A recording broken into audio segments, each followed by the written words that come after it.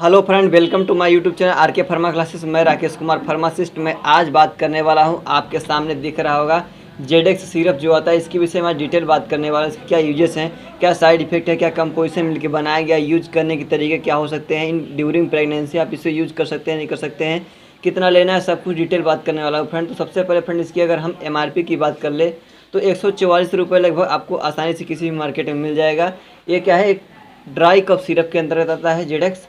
अब फ्रेंड इसके हम एक एक कंपोजिशन उसके अनुसार यूजेस की डिटेल बात करते हैं। तो फ्रेंड इसमें क्या है, डेक्स्ट्रोमेथार्फेन हाइड्रोब्रोमाइड एंड क्लोरफेनेरामाइन मैलेट ये मिल के बनाया गया है। 3 कंपोनेंट, जो कि मेन कंपोनेंट डेक्स्ट्रोमेथार्फेन है और क्लोरफेनेरामाइन है।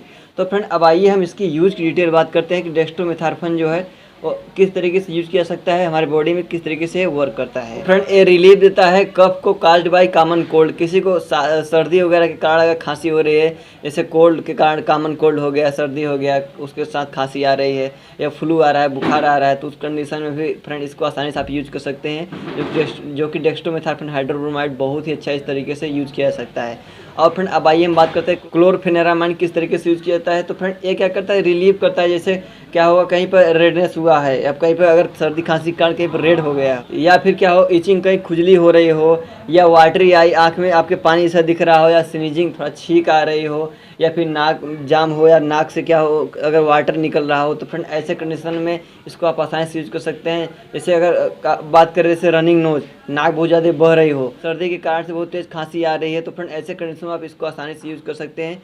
जो कि अगर हम इसकी बात करें प्रिपरेशन की, तो डॉक्टर रेड्डी फार्मास्यूटिकल कंपनी से प्रिपेयर करती है, जो कि आप इसको आसानी से किसी भी मार्केट में ले सकते हैं।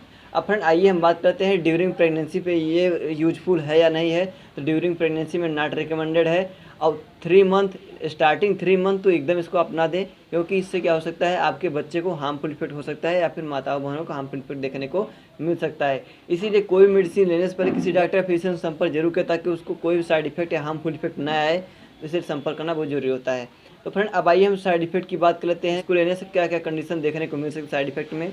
तो नौजिया हो सकता है, जी मचा सकता है, आपका स्टमक अपसेट हो सकता है, सही तरीके से डाइजेशन नहीं हो सकता है, ऐसी कंडीशन देखने को मिल सकती है आपको, या फिर रेसेस जैसा दिखने को मिल सकता है। तो फ्रेंड अगर ऐसी कंडीशन नॉर्मल है तो कोई प्रॉब्लम नहीं, ज़्यादा देखने को अगर मिल रहा है तो इस मेडिसिन को तुरंत स्टॉप करने काम करें, किसी डॉक्टर या फिजिशियन से संपर्क करने काम करें, तभी उसको यूज करें। तो फ्रेंड एक कैसा रहा वीडियो हमें कमेंट बॉक्स में कमेंट करके जरूर बताएं। इससे रिलेटेड कुछ भी चीज़ें आप पूछना चाहते हैं तो कमेंट बॉक्स में पूछ सकते हैं, आपको जवाब जरूर देने की कोशिश की जाएगी।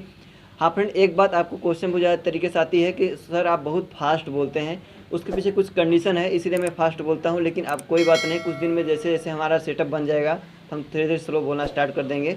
तो फ्रेंड और आप हमारा वीडियो देखते रहे और नॉलेज लेते रहे। मिलते हैं अगले वीडियो में अगली जानकारी के साथ, तब तक के लिए बाय।